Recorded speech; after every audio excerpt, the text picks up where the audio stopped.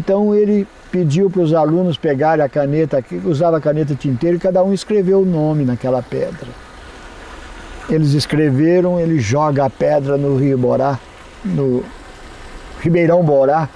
Quando chegou no Colégio Allan Kardec, a pedra estava em cima da mesa principal dele.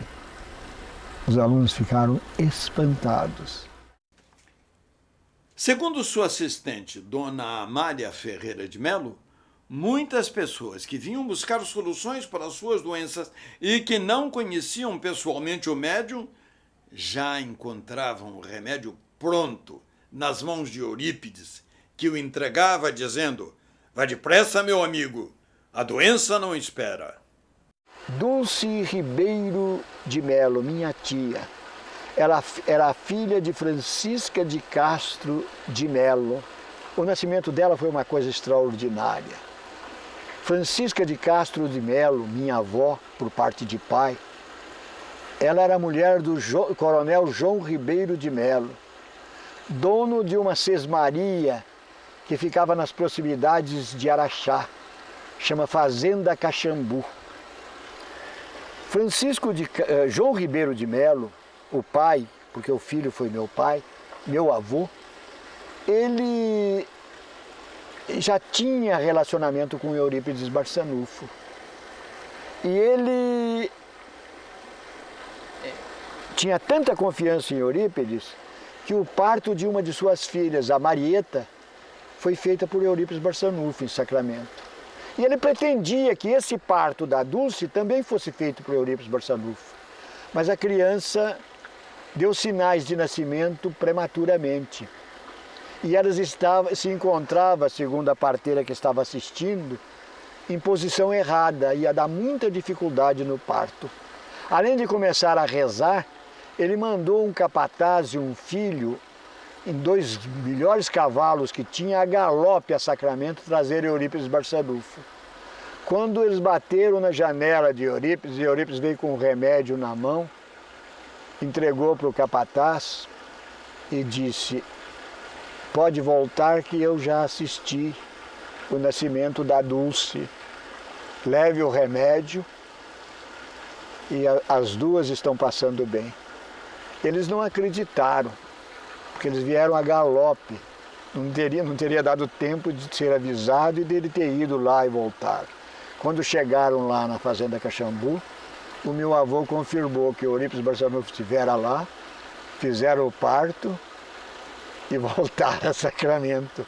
O espírito dele deixou o corpo em Sacramento, foi logo que ele recebeu o chamamento da prece, deixou o corpo em Sacramento, se trasladou para a Fazenda Caxambu, se materializou lá na bicorporação, fez o parto e retornou espiritualmente a Sacramento, enquanto os outros a galope vinham chamá-lo. Esse fato ocorreu na minha família. Senhor, porque a faculdade daquele jeito, isso aqui virou uma coisa. Tinha um padre Pedro aqui que falava: "Senhor, ir para um espiritismo dele", e eu fazendo casa para alugar. É isso aí que o padre falava. Era o senhor Ips com o espiritismo dele e ele fazendo casa para alugar, porque era gente chegando tudo quanto é a canto aqui para o Sacramento. Da cidade de Campinas, São Paulo, chega a Sacramento o célebre pregador católico padre Feliciano Iaghi, desafiando o médium para um debate em praça pública. Durante o sermão de uma missa, o padre começa a falar contra o espiritismo. Mal pode imaginar o sacerdote católico que Eurípides, em desdobramento, assiste ao seu sermão.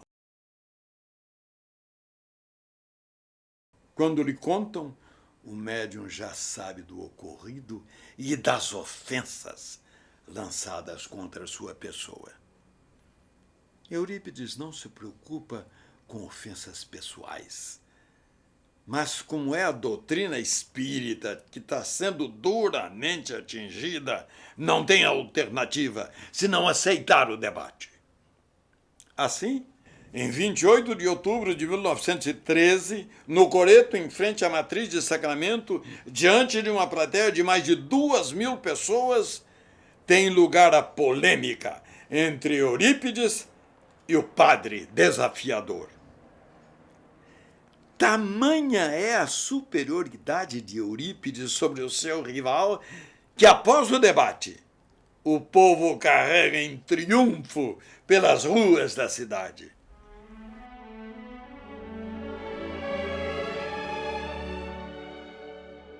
Dono do grupo teatral, dono do jornal, dono da farmácia, homem próspero, homem feliz, realizado em todo sentido, larga tudo para seguir uma doutrina exótica que ninguém conhece, que todo mundo considera a doutrina do diabo, ficou doido.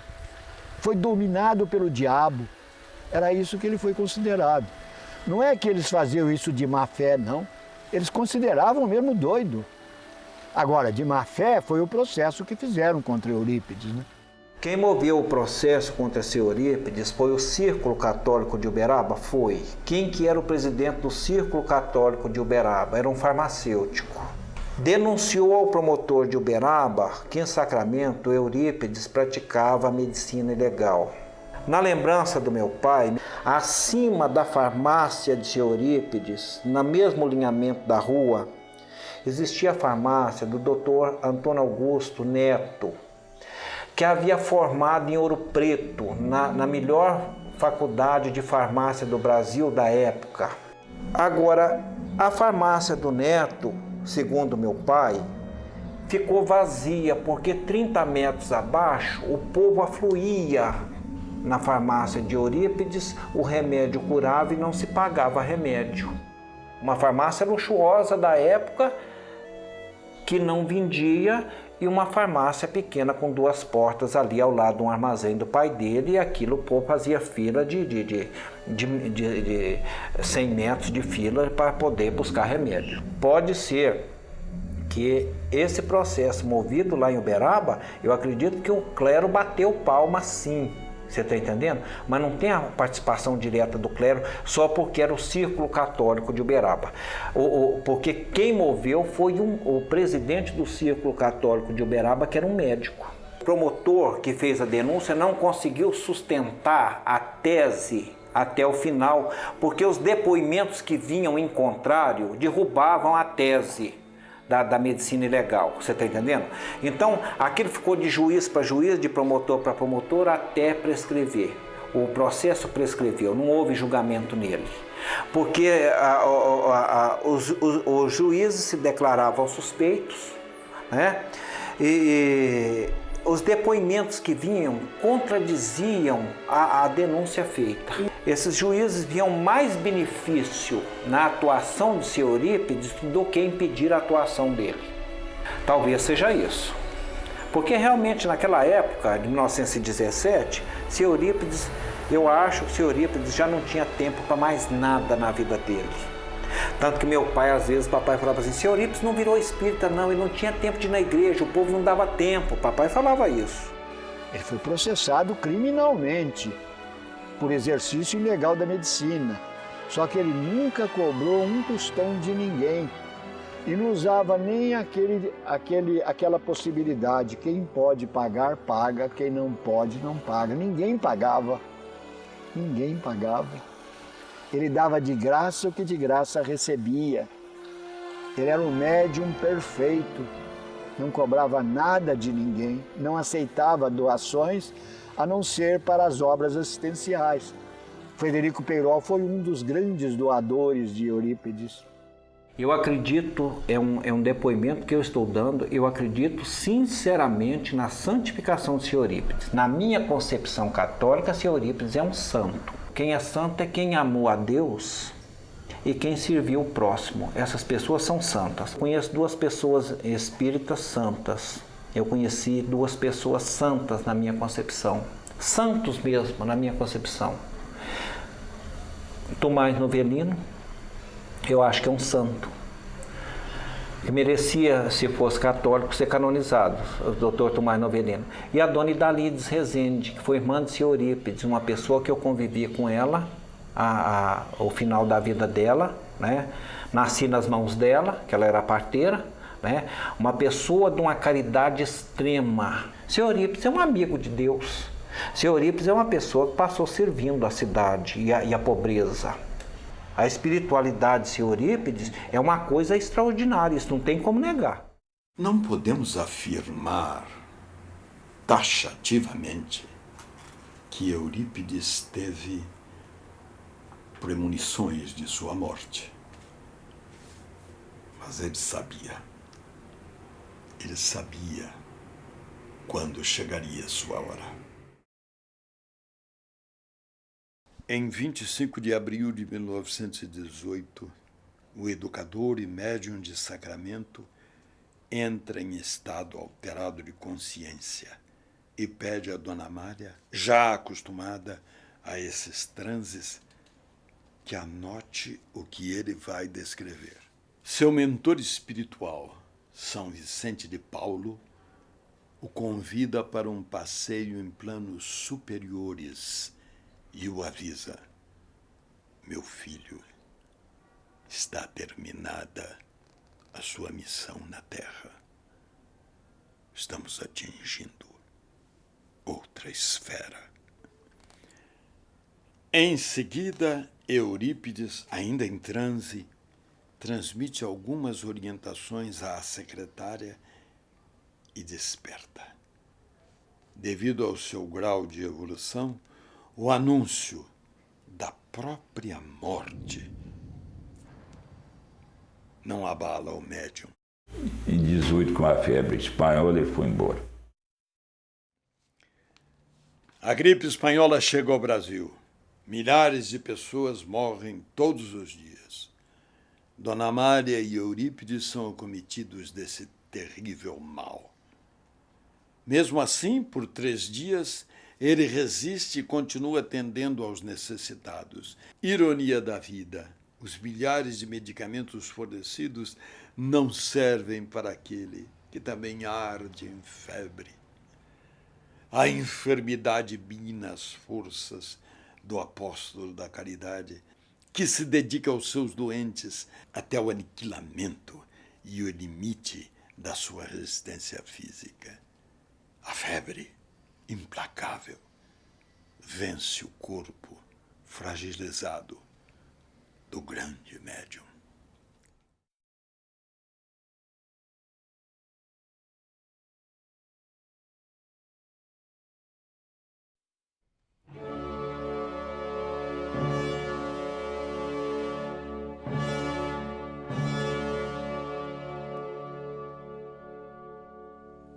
Às 5h30 da manhã de 1º de novembro de 1918, Sacramento desperta com o impacto da notícia que ninguém quer ouvir.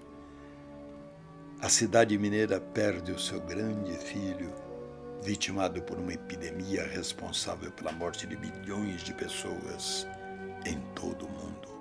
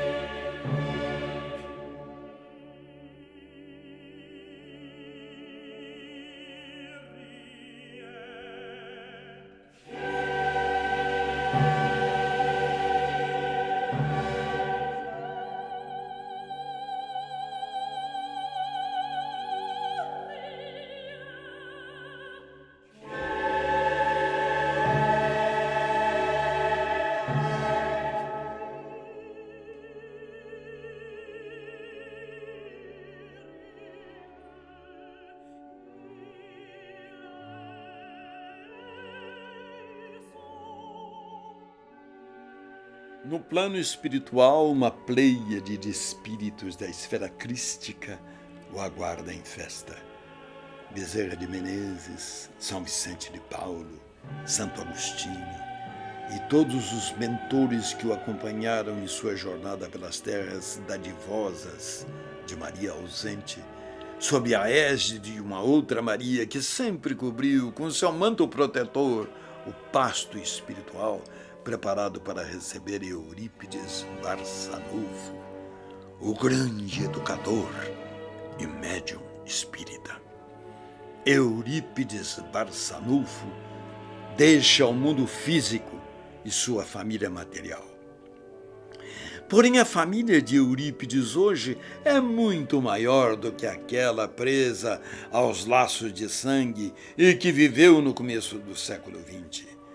Sua família expandiu-se e continua levando adiante o ideal do espiritismo, codificado por um dos maiores nomes da humanidade, o educador e filósofo francês Allan Kardec, e preconizado por Eurípides, transformando sua fé em obras.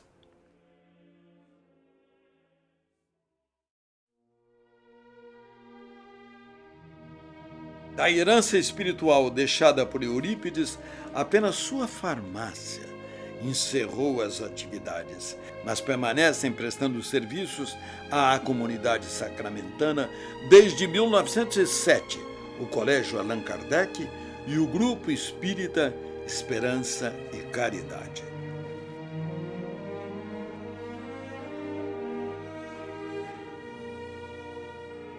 O centenário culto do Evangelho às 9 horas, que continua a ser praticado diariamente sem interrupção desde 11 de junho de 1904, o culto é realizado na Casa do Caminho, na Chácara Triângulo, ao lado do quarto onde Eurípides atendia as pessoas. Sob a coordenação de suas sobrinhas Nizinha e Egorina Cunha, diariamente dezenas de pessoas de Sacramento e de várias cidades brasileiras fazem preces no local, pedindo paz e proteção ao alto, para si, seus familiares e paz para o mundo. Acrescentada a esse patrimônio de Sacramento, a Casa da Meimei na Chácara Triângulo, que presta apoio a mães e recém-nascidos.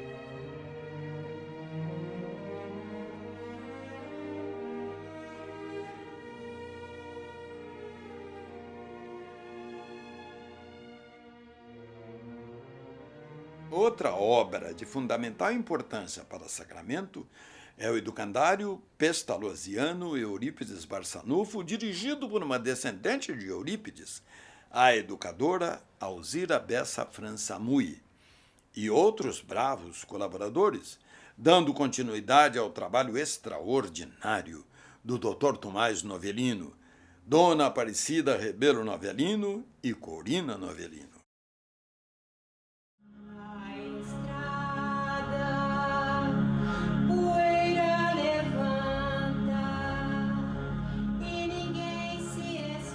Na Fazenda Santa Maria, onde se respira não só o ar de Eurípides, mas também o de Senhor Marignano e Frederico Peiró, permanecem em atividades o centenário Centro Espírita Fé e Amor, o albergue Senhor Mariano, a Casa do Pão, a Pousada Novo Alvorecer, o Bosque Tio Anjo, a Cozinha Piloto e o Instituto Cultural Leopoldina Giovana de Araújo, que além do serviço filantrópico que presta, está construindo, através de um grupo de professores universitários, um moderno observatório astronômico e já em projeto a Faculdade de Astronomia.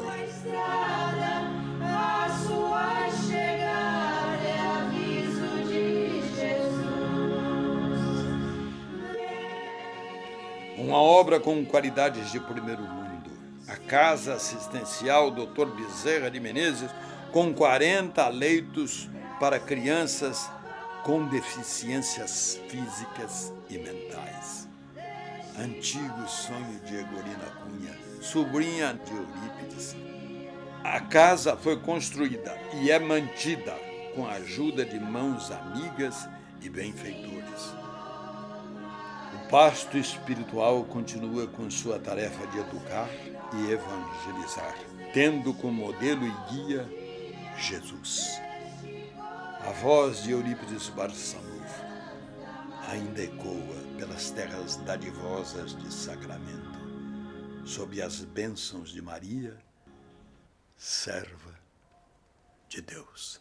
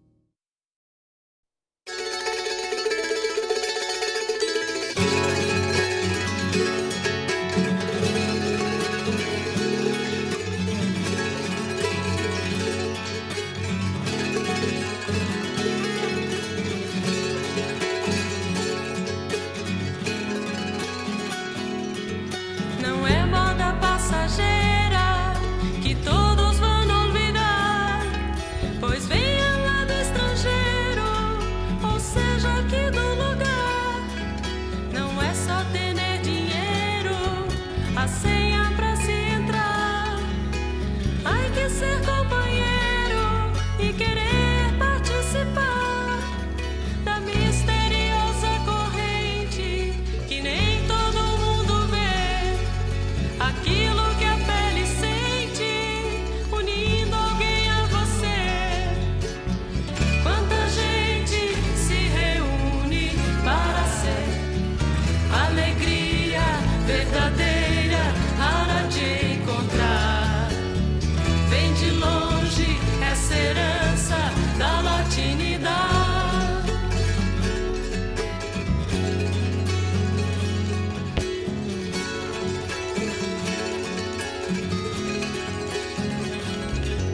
País que não tem fronteiras, nem terras por conquistar.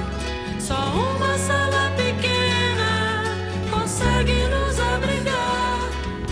Os seus bancos de madeira apenas devem sentar.